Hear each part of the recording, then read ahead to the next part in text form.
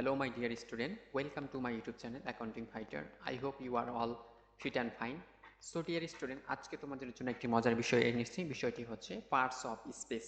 অর্থাৎ আমরা যারা রিসেন্টলি ক্লাস 6-এ উঠেছি বা ক্লাস 7-এ, ক্লাস 8-এ এবং 9-10-এ রয়েছি, তাদের সকলের জন্য গুরুত্বপূর্ণ একটি বিষয় হচ্ছে সেটি হচ্ছে পার্টস অফ স্পেস। অর্থাৎ পার্টস অফ স্পেস আমরা আলোচনা করব। তোমরা যারা জানো না তারা আজকের রিলেশনটি যদি দেখো সহজভাবে বুঝতে পারবে এবং কখনো তোমরা ভুলতে পারবে না যে পার্টস অফ স্পেস কীভাবে গঠিত হয় এবং কয়েকটি শব্দ রয়েছে। ঠিক আছে, সো ডিয়ার স্টুডেন্ট, বেশি দেরি না করে অবশ্যই যাওয়া যাক আজকের ক্লাসে। সো ডিয়ার স্টুডেন্ট, আমরা দেখছি পার্টস অফ স্পেস মানে কি। পার্টস অফ স্পেস মানে হচ্ছে জানার আগে অবশ্যই এর মানে আমাদের জানা প্রয়োজন, কারণ এর মানে আমাদের কাছে ক্লিয়ার থাকলে মূল বিষয়টি বোঝা আমাদের জন্য কি হবে, অতি সহজ হবে। আমরা জানি, দেখো আমরা জানি হচ্ছে পার্ট মানে হচ্ছে কি অংশ, আমরা জানি পার্ট মানে হচ্ছে কি অংশ, আমরা জানি পার্ট মানে হচ্ছে কি অংশ। ঠিক আছে, পার্ট মানে হচ্ছে একটি অংশ, আর অফ মানে হচ্ছে এর, স্পিচ মানে হচ্ছে বক্তব্য, স্পিচ মানে হচ্ছে কি বক্তব্য। তাহলে parts of speech, part of speech মানে হচ্ছে বাক্যের অংশ। তাহলে পার্টস অফ স্পিচ মানে দাঁড়াচ্ছে কি বাক্যের অংশ। আশা করছি ডিয়ার স্টুডেন্ট তোমরা এইটুকু অংশ ক্লিয়ারভাবে বুঝতে পেরেছ। সো ডিয়ার স্টুডেন্ট, এবার আসো যা যাক। আর তাই এই অংশগুলোকে একত্রিত করে একটি বাক্য তৈরি হয় বলে একে পার্টস অফ স্পিচ বলে। তাহলে তোমাদের যদি সংজ্ঞা দাঁড়ায় যে পার্টস অফ স্পিচ কাকে বলে, তাহলে কিভাবে করবো? পার্টস অফ স্পিচ হচ্ছে বাক্যের অন্তর্গত প্রত্যেকটি অর্থগত অংশ বা শব্দকে আমরা পার্টস অফ স্পিচ বলে থাকি। তাহলে আমরা আজকে থেকে শিখলাম যে পার্টস অফ স্পিচ কাকে বলে। পার্ট অফ স্পিচ হচ্ছে বাক্যের অন্তর্গত প্রত্যেকটি অর্থবোধক শব্দ বা শব্দকেই পার্টস অফ স্পিচ বলে।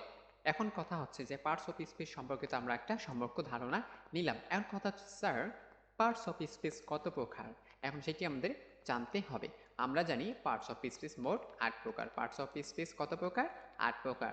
প্রথম রয়েছে নাউন, তারপরে রয়েছে হচ্ছে প্রোনাউন, তারপরে রয়েছে হচ্ছে আমাদের অ্যাডজেক্টিভ, তারপরে রয়েছে হচ্ছে অ্যাডভার্ব, তারপরে রয়েছে হচ্ছে ভার্ব। সরি, আগে ভার্বটা হতো, তারপর আমরা অ্যাডভার্ব করতে পারতাম। ঠিক আছে, তারপরে দেখো প্রেপোজিশন রয়েছে, তারপরে রয়েছে কনজাংশন এবং হচ্ছে শেষে রয়েছে ইন্টারজেকশন। এই যে এই আটটা নাউন যদি, সরি 8টা অংশ যদি, 8টা বিষয় যদি তোমরা মাথায় ভিতরে রাখতে পারো, তাহলে তোমাদের কাছে সবচেয়ে সহজ হবে ইংলিশ। ঠিক আছে, ইংলিশ তেমন কঠিন বিষয় না, ইংলিশটা অনেক সহজ যদি আমরা এই 8টি বিষয় সহজে বুঝতে পারি। ঠিক আছে, দেখো পৃথিবীতে যা কিছু আছে সবকিছু এই 8টির ভিতরেই রয়েছে। পৃথিবীতে যা কিছু রয়েছে এই সবকিছু এই 8টির ভিতরেই রয়েছে। তোমরা যদি এই 8টি সম্পর্কে একদম ভালো পরিষ্কার ধারণা রাখতে পারো, তাহলে তোমাদের কাছে ইংলিশটা অনেক সহজ হয়ে যাবে। ঠিক আছে, সো ডিয়ার স্টুডেন্ট, এবার চলো যা যাক। আমরা 8টির ভিতর আজকে জানবো হচ্ছে নাউন। নাউন কাকে বলে এবং নাউন কত প্রকার, এগুলো পরে বিষয় জানবো। শুধু আজকে আমরা সংক্ষেপে আলোচনা করবো যে নাউন বিষয়টা আসলে কি। নাউন মানেই হচ্ছে নাম। পৃথিবীতে যখনই কেউ জন্মগ্রহণ করে, তখন জন্মগ্রহণ করার পরে অবশ্যই তার একটা নাম দেওয়ার প্রয়োজনীয়তা বোধ হয়। ঠিক আছে, সেই প্রয়োজনীয়তার বোধ থেকেই তৈরি হয় যে তার আমরা কি নাম রাখতে পারি। এই যে নাম রাখার চিন্তা ভাবনা করলাম একটি মানুষের, সেখান থেকেই হচ্ছে একটা নাম। সো নাম মানুষের বিভিন্ন হতে পারে, যেমন মানুষের হতে পারে নাম, বস্তুর হতে পারে নাম। ঠিক আছে, তারপর হচ্ছে জায়গা বা ধরনার নাম হতে পারে। তাহলে পৃথিবীতে যা কিছু রয়েছে না কেন, তার প্রত্যেকটাকেই আমরা কি বলে থাকি? নাম বলে থাকি। ঠিক আছে, এবার দেখো ডিয়ার স্টুডেন্ট, প্রোনাউন রয়েছে। কি রয়েছে? প্রোনাউন রয়েছে। নাউনের পরিবর্তে ব্যবহৃত শব্দকে আমরা কি বলে থাকি? প্রোনাউন বলে থাকি। তারপরে দেখো অ্যাডজেক্টিভ। নাউন বা প্রোনাউনকে ডিসক্রাইব বা মডিফাই করে, নাউন বা প্রোনাউনকে কি করে ডিসক্রাইব বা মডিফাই করলেই আমরা তাকে কি বলে থাকি? অ্যাডজেক্টিভ বলে থাকি। আমি জাস্ট এখানে একটু ধারণা দিচ্ছি, পরে আমি বিস্তারিত আলোচনা করব। তারপরে দেখো অ্যাডভার্ব। অ্যাডভার্ব মানেটা কি স্যার? অ্যাডভার্ব মানে হচ্ছে কোনো কাজ ঘটা বা ঘটনা হয়েছে সেই বিষয়টিকে কি করে তা বুঝতে পারাকে আমরা কি থাকি? ভার্ব বলে থাকি। অ্যাডভার্ব তাহলে কি স্যার? অ্যাডভার্ব হচ্ছে ওই যে ভার্বটা আমরা কাজ করলাম, তাহলে আমরা কাজটা আমরা কিভাবে করেছিলাম, ধীরে করেছিলাম না আস্তে করেছিলাম, এই বিষয়গুলোকে অ্যাডভার্ব কি করবে? নির্দিষ্ট করবে এবং চিহ্নিত করবে। ঠিক আছে, তারপর দেখো হচ্ছে প্রিপজিশন। এই প্রিপজিশনের কাজটা কি স্যার? প্রিপজিশনের কাজটা হচ্ছে আমরা ওই যে ইতিপূর্বে, অর্থাৎ প্রোনাউন এবং নাউন যে আমরা ইউজ করলাম, এই প্রোনাউন এবং নাউনটাকে একটি শব্দের সাথে বা একটি বাক্যের সাথে কি করতে হবে? সংযুক্ত করতে হবে। এই যে সংযুক্ত করার জন্য আমরা যেই শব্দটি বা ইউজ করব, ঠিক আছে, সেটি হচ্ছে আমাদের প্রিপজিশন। তারপরে রয়েছে কনজাংশন। এন্ড কনজাংশনের কাজ কি স্যার? কনজাংশনের কাজও হচ্ছে সেম, তবে এই ক্ষেত্রে একটি কাজ হচ্ছে তোমাদের ঘটক হিসেবে কাজ করবে। ধরো একটি বাক্যের সাথে আরেকটি বাক্যের সংযোগ দেওয়ার জন্য সেটাকে আমরা ইউজ করে থাকবো কনজাংশন। যেমন একটি সেতুকে আরেকটি সেতুর সাথে সংযুক্ত করার জন্য, যেমন বিভিন্ন মাধ্যম আমরা ব্রিজ ইউজ করে থাকি, ঠিক তেমনি আমরা এই পাশের রাস্তাকে ওই পাশে থেকে যদি সংযুক্ত করতে চাই তাহলে আমাদের বিভিন্ন মাধ্যম ইউজ করতে হয়। সো এই মাধ্যমের মতোই কাজ করে, সেটা হচ্ছে কি কনজাংশন। যেমন কনজাংশন, যেমন কন মানে হচ্ছে সংযুক্ত করা, জাংশন আমরা জানি যে যেখানে রেল কি করা হয়, অনেকগুলো রেল কি করা জাংশন থাকে, সেটাকে আমরা কনজাংশন হিসেবে ইউজ করে থাকি। তারপরে দেখো ইন্টারজ্যাকশন। ইন্টারজ্যাকশন, এই যে ইন্টারজ্যাকশন থেকে ইনজেকশন শব্দটা চলে আসে। সো ইন্টারজ্যাকশনটা আমাদের কি, ইন্টারজ্যাকশনটা হচ্ছে একটা অনুভূতি প্রকাশ পায়। কেমন অনুভূতি? যেমন ইনজেকশন দিলে কেমন একটা অনুভূতি তোমরা পাও, পিঁপড়া কামড়ালে কেমন একটা অনুভূতি পাও, এই ধরনের কোনো কিছু প্রকাশলে সেটা আমরা বুঝাবো ইন্টারজ্যাকশন। সো ডিয়ার স্টুডেন্ট, আশা করি তোমরা এই সম্পর্কে একটু ছোট্ট করে ধারণা পেয়েছো। এবার আসো আমরা বিস্তারিত আলোচনা করব যে নাউন কাকে বলে। তাহলে যদি এখন সংজ্ঞায় আসি, যে আমাদের বলতে বোঝাচ্ছে যে নাউন কাকে বলে স্যার, তাহলে তোমরা অবশ্যই বুঝতে পারবা যে ওয়ার্ড দ্বারা কোনো কিছুর নাম বোঝায় তাকে আমরা নাউন বলে থাকি। অর্থাৎ মনে রাখবা, যে ওয়ার্ড বা শব্দ দ্বারা কোনো কিছুর নাম বোঝাবে সেটাকে আমরা কি বলে থাকবো, নাউন বলে থাকবো। এক্সাম্পল হিসেবে আমি দিয়েছি এখানে ব্যক্তি বা পেশার নাম হচ্ছে রাজু, মিনা, ডক্টর, টিচার। জায়গার নাম হতে পারে ঢাকা, ইন্ডিয়া, পাকিস্তান, এশিয়া। বস্তুর নাম হতে পারে বুক, পেন, টেবিল, পেপার। ঠিক আছে, এগুলো হচ্ছে আমাদের এক একটা নাম। তাহলে এখন কথা হচ্ছে স্যার, আমরা যে নাউন জানলাম বা নাম জানলাম, এটার একটা তো অবস্থান রয়েছে। সো অবস্থানটা আমরা একটু খেয়াল করি যে নাউন কোথায় কোথায় বসে। আমরা এখন দেখব নাউনের অবস্থান। নাউনের অবস্থান চারটি, অর্থাৎ সেন্টেন্সে নাউন চার জায়গায় বসতে পারে। মনে রাখবা, নাউনের অবস্থান কয়টি? চারটি। নাউন সেন্টেন্সের একটি সেন্টেন্সে কয়টি জায়গায় বসতে পারে? চারটি জায়গায় বসতে পারে। এক, সাবজেক্ট হিসেবে নাউন বসতে পারে। ভার্ব হিসাবে তার মধ্যে কি করতে পারে, ভার্ব এর অবজেক্ট হিসেবে নাউন কি করতে পারে, বসতে পারে। প্রিপোজিশন হিসেবে বসতে পারে, অর্থাৎ প্রিপোজিশন অবজেক্ট হিসেবে বসতে পারে। প্রেপোজিশন পসেসিভ এর পর বসতে পারে। তাহলে মনে রাখবা, নাউনের অবস্থান চারটি হয়ে থাকে। এখন হচ্ছে একটি সাবজেক্ট হিসেবে অবশ্যই থাকতে পারে, অবজেক্ট হিসেবেও থাকতে পারে। তারপর হচ্ছে প্রিপোজিশন অবজেক্ট হিসেবে বসে এবং পসেসিভ হিসেবেও ব্যবহার করা হয়ে থাকে। যেমন Dhaka, Dhaka is the capital of Bangladesh. এই যে সাবজেক্ট, এখানে কে সাবজেক্ট, সেটা হচ্ছে কি ঢাকা। সো সাবজেক্ট হিসেবে নাউন ব্যবহার করা হয়েছে। তারপরে ডিয়ার স্টুডেন্ট, আসো দেখো যে আই ইট এ ম্যাঙ্গো, বলছে আমি একটি কি খাই, আম খাই। সো এই যে ইট রয়েছে, এই যে ইটের একটা অবজেক্টের প্রয়োজন, ঠিক আছে। ভার্বের অবজেক্ট হিসেবে আমরা কি করে থাকি, আমরা নাউন বা প্রোনাউন ইউজ করে থাকি। সো আমরা এখানে নাউন ইউজ করেছি, সো এটার নাম হচ্ছে কি নাউন। সো এটা কি হিসেবে ব্যবহার করা হয়েছে, অবজেক্ট হিসেবে ব্যবহার করা হয়েছে। আবার কখনো কখনো প্রিপোজিশনের অবজেক্ট হিসেবে, এই যে এটার নাম হচ্ছে কি প্রিপোজিশন, ঠিক আছে, এটার নাম হচ্ছে প্রিপোজিশন। অফের অবজেক্ট হিসেবে আমরা ইউজ করেছি কি নাউন ইউজ করেছি। আবার পসেসিভ হিসাবেও আমরা কি করে থাকি, পসেসিভের অবজেক্ট হিসেবে বা পরে আমরা নাউন কি করে থাকি, ইউজ করে থাকি। মনে রাখবা, পসেসিভের পর সবসময় কি হবে, নাউন ভার্বটি, সরি নাউন ভার্ব না, এই জন্য সবসময় কি করতে হবে, নাউনটি আমাদের বসাতে হবে। সো ডিয়ার স্টুডেন্ট, এবার নাউনটি আমরা আসলে আশা করি ক্লিয়ার হয়েছি। এবার আসো প্রোনাউন কাকে বলে। যদি তোমাদের প্রশ্ন করা হয় যে প্রোনাউন কাকে বলে, একটি কথাই মনে রাখবা, নাউনের পরিবর্তে যেগুলো শব্দ বা ওয়ার্ড ব্যবহৃত হয় এবং নাউনের মতোই কাজ করে থাকে তাকেই আমরা প্রোনাউন বলবো, ঠিক আছে। সো এখানে আমরা দেখি নাউনের পরিবর্তে যে সকল শব্দ ব্যবহৃত হয় তাকে প্রোনাউন বলে। অর্থাৎ প্রো শব্দের অর্থই হচ্ছে পরিবর্তনের সমতুল্য। প্রো শব্দের অর্থ কি, পরিবর্তনের সমতুল্য। তার মানে নাউনের শব্দ, এই যে প্রো মানে হচ্ছে সমতুল্য, কার সমতুল্য, এই যে নাউনের সমতুল্য। কার সমতুল্য হবে, এই যে নাউনের সমতুল্য হবে। সো এইখানে আমরা প্রোনাউন হিসেবে নাউনের সমতুল্য কোনো কিছুকে ইউজ করেছি।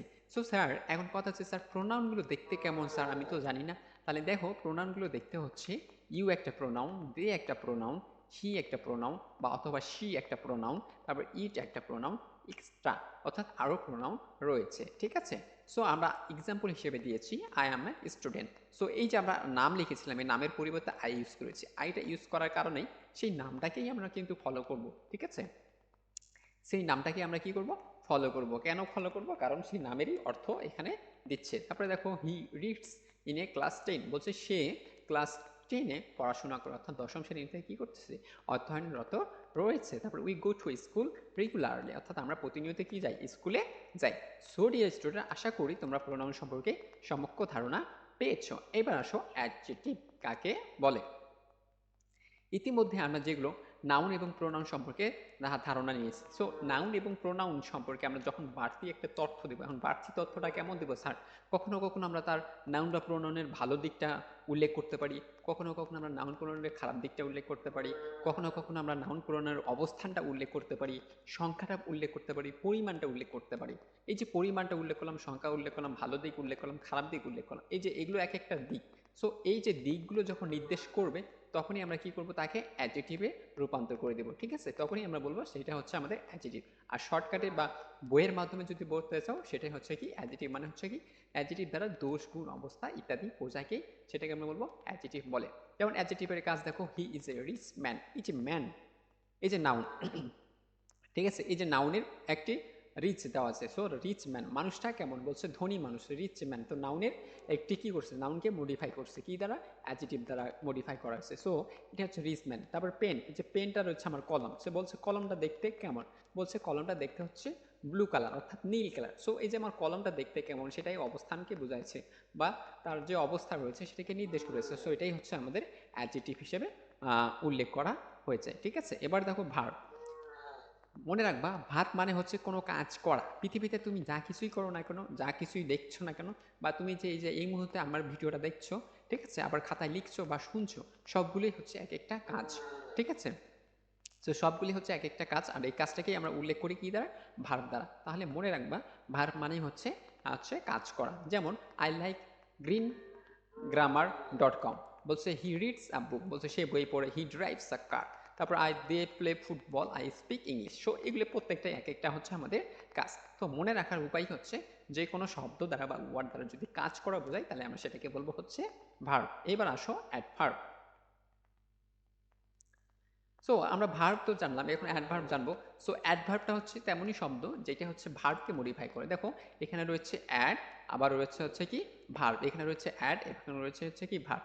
সো এই যে ভার্বটাকে কি করে মডিফাই করে, অর্থাৎ ভার্বটা কিভাবে কাজ করছে, ধীরে করছে না দ্রুত করছে, বা মনে করো যে তারপরে হচ্ছে কি অনেক ভালো না খারাপ। সো এগুলো এক একটি অবস্থা বোঝাবে, কিন্তু সেটার অবস্থা বোঝাবে কিসে, কাজের অবস্থা বোঝাবে। এখানে কিন্তু দোষ গুণ বোঝাবে না, এখানে কাজের অবস্থাটা বোঝাবে। সে কাজ কেমন করছে, খুব দ্রুত করছে না ধীরে করছে, ঠিক আছে, খারাপ করছে না ভালো করছে। ঠিক আছে, দেখো he open the door quietly, বলছে he open the door quietly. তারপর দেখো the boy is fairly tall, he walks very slowly. এই যে এক একটা হচ্ছে আমাদের এখানে ভার্ব হিসেবে ইউজ করা আছে। এখন ভার্ব কেন অ্যাডভার্ব হিসেবে ইউজ করেছি, দেখো ওপেন মানে হচ্ছে কি খোলা, এই যে ওপেনটা কি করলাম, কোয়াইটলি খুললাম, সেই ওয়ার্ড ভার্বটাকে কি করেছে মডিফাই করেছে। তারপরে দেখো দ্য বয় ইজ টল, এই যে টল রয়েছে এই টলটাকে কি করেছে ফেয়ারলি টল, সো এইটা দ্বারা কি করেছে মডিফাই করেছে। তারপরে স্লোলি, ভেরি স্লোলি, এই যে স্লোলি করছে এই শব্দটা দ্বারা কি করছে ওয়াক, সে হাঁটে কেমন করে, ভেরি স্লোলি হাঁটে। সো এই শব্দগুলি হচ্ছে আমাদের অ্যাডভার্ব হিসেবে চিহ্নিত করেছি। সো ডিয়ার স্টুডেন্ট, আমরা এখন জানবো অ্যাডভার্ব যখন ভার্ব হিসেবে চিহ্নিত হয়।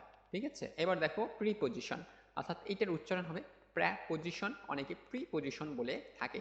সো আমরা জানি প্রি মানেই হচ্ছে পূর্বে, প্রি মানে হচ্ছে কি পূর্বে, পজিশন মানে হচ্ছে কি অবস্থান, পজিশন মানে হচ্ছে কি অবস্থান, প্রি মানে পূর্বে, পজিশন মানে হচ্ছে অবস্থান। তাহলে এর অবস্থান হচ্ছে পূর্বে, অর্থাৎ যে কোনো একটা শব্দের পূর্বে বসবে, তাই না? তাহলে এখন কথা হচ্ছে স্যার কোন শব্দের পূর্বে বসতে পারে এই শব্দটি, সেটা কি আমরা একটু দেখব। যে ওয়ার্ড বা কোনো নাউন বা প্রোনাউনের পূর্বে বসে নাউন বা প্রোনাউনের সঙ্গে সেন্টেন্সের অন্তর্গত অপর কোনো ওয়ার্ডের সম্পর্ক প্রকাশ করে তাকে আমরা প্রিপজিশন বলে থাকি।